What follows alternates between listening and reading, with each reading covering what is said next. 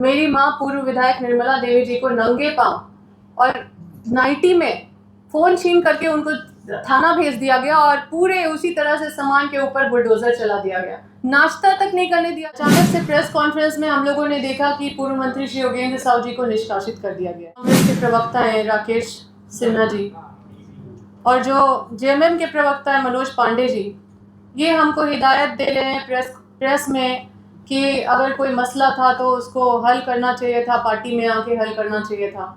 7 case मेरे पिताजी के ऊपर हुआ है और कई रैयतों के ऊपर हुआ है। फर्जी मुकदमा होते गया और हम लोग सूचना देते गए, लेकिन उन लोग को कोई बचा नहीं पाया। तो क्या इनको इस बात का दिक्कत हो रहा है कि हम सीधा डायरेक्ट केंद्र नेतृत्व के पास चले गए? आप सबसे हमारे संघर्ष और हमारा लड़ाई किसी से छुपा हुआ नहीं है। हमारा लड़ाई है मुआवजा 2013 के अधिनियम के तहत वहाँ पे अपने क्षेत्र में दिलाना, उसी के तहत सभी लोगों को फ़ायदा होगा, राज्य को भी फ़ायदा होगा। तो इसकी लड़ाई लड़ रहे हैं और इसमें बहुत सारी यातना सह रहे हैं। पूर्व मंत्री श्री योगेंद्र साहु जी लगभग 1 साल से धरना प्रदर्शन में थे और लगातार आप लोगों के पास न्यूज़ भी आता रहा। अब क्योंकि अचानक से प्रेस कॉन्फ्रेंस में हम लोगों ने देखा कि पूर्व मंत्री श्री योगेंद्र साहु जी को निष्कासित कर दिया गया है, तो इस पे तो हम लोगों से कोई पूछा भी नहीं, कोई हम लोग को नोटिस भी नहीं दिया। अब जब प्रेस में आके जब बोल रहे हैं तो कई झूठ भी बोल रहे हैं। झूठ ये बोल रहे हैं कि कोई मसला था तो पार्टी में आके बोलना चाहिए था। झूठ ये बोल रहे हैं कि किसी के पास साथ भी अगर दिक्कत होता है, कोई पार्टी वर्कर अगर परेशान रहता है तो हम उसके साथ खड़े रहते हैं। और प्रवक्ता जो है, जो कांग्रेस के प्रवक्ता हैं राकेश सिन्हा जी और जो जेएमएम के प्रवक्ता है मनोज पांडे जी, ये हमको हिदायत दे रहे हैं प्रेस में कि अगर कोई मसला था तो उसको हल करना चाहिए था, पार्टी में आके हल करना चाहिए था। तो हम मनोज पांडे जी जो जेएमएम के प्रवक्ता है उनसे ये पूछना चाहते हैं कि कोई भी समस्या का अगर किसी मसला को अगर हल करने का अगर कोई एसओपी है गठबंधन की सरकार में तो वो उसको मतलब जारी कर दीजिए, क्योंकि दूसरा क्या मसला होता है हमको पता नहीं। क्योंकि हम हर फोरम पे और हम हमेशा अपना जो समस्या है क्षेत्र का वो हमेशा बताते रहे हैं। और अगर पार्टी ये कहती है कि हमने उनको सूचित नहीं किया है, तो पहले तो मैं माफ़ी चाहती हूँ हमारे रामेश्वर राव जी जो डिसिप्लिनरी कमेटी के जो अनुशासन समिति के अध्यक्ष हैं, क्योंकि मुझे अनुशासन तोड़ना पड़ रहा है, क्योंकि उन्होंने मुझे मजबूर किया अनुशासन तोड़ने के लिए। अगर वो झूठ नहीं बोलते प्रेस में आके तो हम ये सब कागज लेके नहीं आते और हम भी प्रेस में नहीं आते। लेकिन झूठ बोल के कि हम लोग मतलब कोई मसला पार्टी में हम लोग नहीं लेके गए या पार्टी में उनको जानकारी नहीं था, और लगातार इतना प्रताड़ना हम लोग तब से क्षेत्र में झेल रहे हैं। अभी तक इस साल के बारे में बता रहे हैं कि 7 केस मेरे पिताजी के ऊपर हुआ है और कई रैयतों के ऊपर हुआ है। फर्जी मुकदमा होते गया और हम लोग सूचना देते गए, लेकिन उन लोग को कोई बचा नहीं पाया। तो मेरे पिताजी जब धरना दिए थे या फिर जो आंदोलन छिड़ा था, तो हम लोग को धमकी भी मिला था, जो आप लोगों को प्रेस कॉन्फ्रेंस के माध्यम से बताया था कि कोई बीजेपी के एमपी सीएम रमेश जिसका नाम है, वो धमकी दिए थे कि तुम्हारा राजनीतिक पॉलिटिकल करियर बर्बाद कर देंगे, तुम्हारे पिताजी को अरेस्ट करवा देंगे, जेल भेज देंगे और भी तरह तरह का चीज़। लेकिन जो ऑन रिकॉर्ड है हम उसी पे बात करेंगे। तो उस पर भी पार्टी के लोग कुछ भी बोलने से बचते रहे और लगातार हमको अभाव महसूस होते रहा, और इसलिए हम केंद्र नेतृत्व के पास गए और वहाँ पे सारी चीज़ों को रखे। तो क्या इनको इस बात का दिक्कत हो रहा है कि हम सीधा डायरेक्ट केंद्र नेतृत्व के पास चले गए? अच्छा, ये बोलते हैं कि लोकप्रिय मुख्यमंत्री जी के बारे में टिप्पणी कर दिए, मतलब इनको और कुछ नहीं दिख रहा है कि हमारे साथ अन्याय हो रहा है इतना समय से, और किस तरह से मेरी माँ पूर्व विधायक निर्मला देवी जी को नंगे पांव और नाइटी में फ़ोन छीन करके उनको थाना भेज दिया गया और पूरे उसी तरह से सामान के ऊपर बुलडोजर चला दिया गया, नाश्ता तक नहीं करने दिया गया। 11-12 बजे वो नाश्ता बना के नाश्ता करने ही जा रही थी, उसी समय ये सारा प्रकरण किया गया। 1 बजे जब तक हम पहुंचे थे तब तक पूरा घर ढा दिया गया था। उस दिन मेरे पिताजी दिल्ली में थे और ये सारा कार्रवाई, सोचिए कि इतना सारा पुलिस तैनात करके 2000 पुलिस तैनात करके वहां पे दे दिया गया।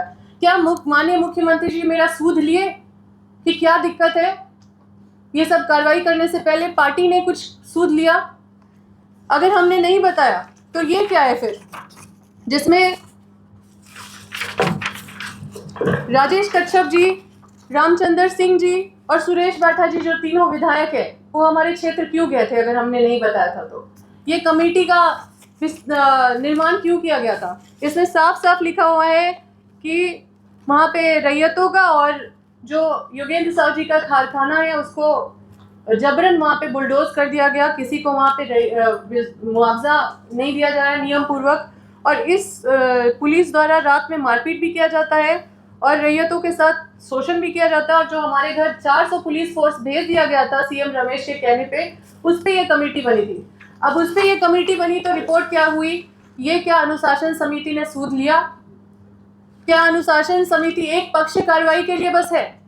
क्योंकि जब हम माननीय मुख्यमंत्री जी के खिलाफ अगर पूर्व मंत्री योगेंद्र साहु जी अपना मतलब जब उनको अपना दर्द पे वो बोल रहे थे तब उनको याद आया कि हम लोग कांग्रेस के हैं, और उससे पहले भूल गए थे कि हम लोग कांग्रेस के हैं। तो ये कमेटी बनी, उसके बाद भी हम लोग लगातार लगे रहे तो एक और कमेटी बनी, और ये कमेटी जो बनी है ये 30/1/2026 को बनी है। अब ये कमेटी में 2 मंत्री भी हैं और तीनों विधायक हैं।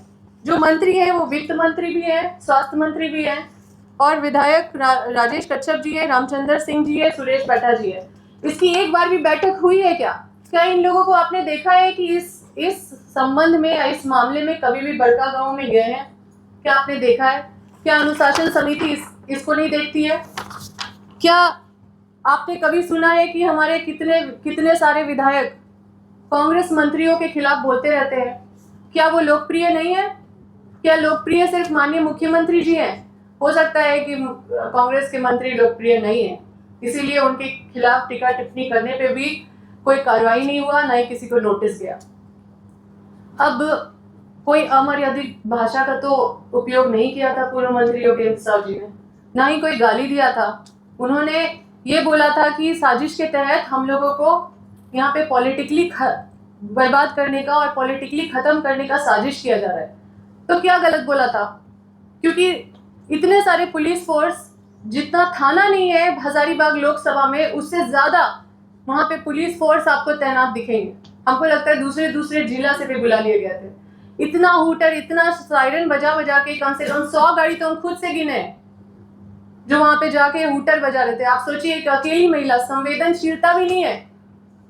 तो उस समय से लेकर ये पहला तारीख 22/8/2025 से लेकर ये जब परसों जब पूर्व मंत्री योगेंद्र साहु जी अपना वीडियो रिलीज किए तब उनको नींद खुला।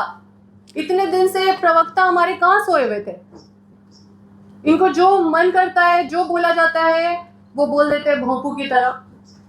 हाँ, जो सिखा दिया जाता है वो बोल देते हैं, हंसते हंसते बात करते हैं, कोई गंभीरता नहीं है। अच्छा, आपने प्रेस कॉन्फ्रेंस में राहुल गांधी का नाम क्यों लिया? जब योगेंद्र साहु पूर्व मंत्री के निष्कासन से संबंधित था तो उस पर वही बात करना चाहिए था। आप उस प्रेस कॉन्फ्रेंस में माननीय राहुल गांधी जी को प्रधानमंत्री का बात करने लगे। आप केंद्र नेतृत्व को उस प्रेस कॉन्फ्रेंस में क्यों घसीटे? आप बोल रहे हैं कि हमको प्रधानमंत्री बनाना है माननीय राहुल गांधी जी को, तो इसका मतलब कि आप योगेंद्र साहु जी पार्टी में थे इसलिए प्रधानमंत्री नहीं बन पा रहे थे, ये कहना चाहते हैं? या फिर हम लोग मिल लिए राहुल गांधी जी से इसलिए उनका नाम घसीटा गया? या उनको ये तकलीफ है कि हम यहाँ पे इनको बाईपास करके और डायरेक्ट राहुल गांधी जी से डायरेक्ट हो गए, तो वहाँ पे मिल लिए? तो मैं जो है ये जो निष्कासन का जो ये चिट्ठी निकला है इसकी कोई नोटिस नहीं दी गई है। कौन सा नियम कहता है कि बिना नोटिस का आप किसी भी वरिष्ठ कांग्रेसी को आप निकाल सकते हैं? और ये दबाव में नहीं हुआ है ये कार्रवाई, तो कैसे हुआ है? क्योंकि ये खुद बोल रहे हैं प्रेस कॉन्फ्रेंस में कि दबाव से हमने नहीं किया। इनको खुद बोलना पड़ रहा है, क्यों बोलने का जरूरत पड़ रहा है? ये साफ साफ दिखाता है कि दबाव में किया गया है। मैडम, पूर्व मंत्री जी की एक दिन गिरफ्तारी हुई थी, उसको लेकर भी कांग्रेस ऑफिस में प्रेस कॉन्फ्रेंस की थी और तत्काल उन्हें रिलीज करने का देखिए, उसमें भी हम लोगों के साथ साजिश हुआ, क्योंकि हम लोग जब लाइव भी आए थे तो उन रैयतों का मुंह दिखा रहे थे और उन रैयतों के लिए हम लोग उन रैयतों के लिए बोल रहे थे कि इन लोगों को रिलीज कर दिया जाए, और रिलीज होगा तो सब होगा साथ में, है कि नहीं। जब थाना में पकड़ के कोई ले गया है 5-6 लोग को, तो छूटेगा तो सब एक साथ छूटेगा ना। लेकिन आप सोचिए कि किस तरह का प्लानिंग करके, किस तरह का दिमाग लगा के योगेंद्र साहब और निर्मला देवी को सिर्फ छोड़ा गया और सभी रैयत को जेल भेज दिया गया। हम रात भर कुर्सी में बैठे रहे चौकीदार की तरह। हम सोचे कि योगेंद्र साहब और निर्मला देवी को गायब करेगा और रैयत लोग को गायब कर दिया गया। और लेकिन एक ऐसा ये मामूली केस था कि 5 दिन के अंदर बेल हुआ उन लोगों का। आप समझ सकते हैं कि ये लोग किस तरह का केस कर पाए होंगे कि 5 दिन के अंदर उनका बेल हुआ। हम लोग रैयतों के साथ हर पल खड़े थे। तो जो साजिश किया जा रहा है, जितना हम लोग को टारगेट किया जा रहा है शुरू से और अभी से, हम लोग इस लड़ाई में अकेले लड़ रहे हैं और माननीय राहुल गांधी जी पे विश्वास है। हम लोग ये सारी बातों को वहां पे लेके जाएंगे।